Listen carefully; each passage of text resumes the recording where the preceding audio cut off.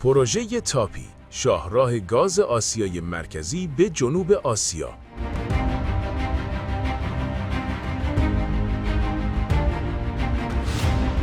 سلام به همه دوستان. در این ویدیو می‌خواهیم به صورت کاملتر به پروژه تاپی بپردازیم. پروژه‌ای که سالهاست از آن به عنوان یکی از بزرگترین طرح‌های انرژی منطقه یاد می‌شود.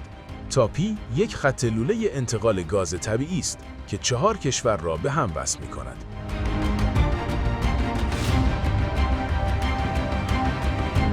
ترکمنستان، افغانستان، پاکستان و هند.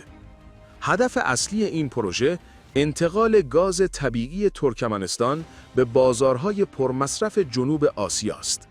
این خط لوله فعلاً وارد شهر هرات شده و حدود 87 کیلومتر آن تکمیل شده. طول مجموعی خط لوله تاپی حدود 1814 کیلومتر است.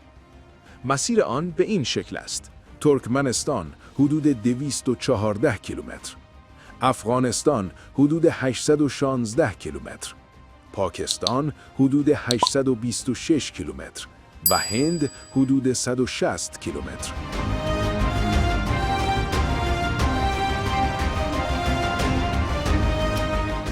ظرفیت انتقال این خط لوله حدود 33 میلیارد متر مکعب گاز در سال در نظر گرفته شده است. گاز از میدان عظیم گالکینیش ترکمنستان تأمین می شود که از بزرگترین ذخایر گاز جهان به شمار می رود. افغانستان در این پروژه تنها کشور ترانزیتی نیست، بلکه یکی از برندگان اصلی اقتصادی محسوب می شود.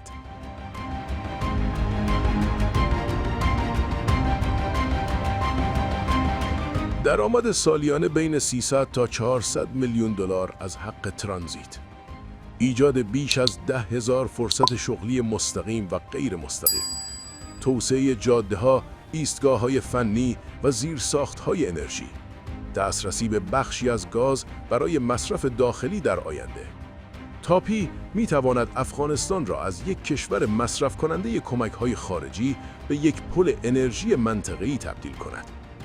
در سالهای اخیر مقام‌های ترکمنستان و افغانستان بارها از آغاز یا ادامه کار عملی پروژه در بخش‌هایی از مسیر خبر دادند.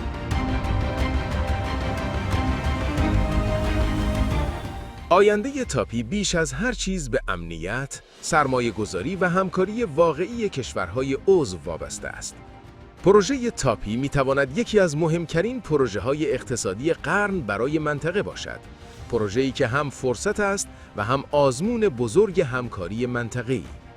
اگر تاپی به طور کامل اجرا شود، نه تنها اقتصاد افغانستان، بلکه معادلات انرژی جنوب و مرکز آسیا را تغییر خواهد داد. تشکر که تا پایان ویدیو با ما بودید.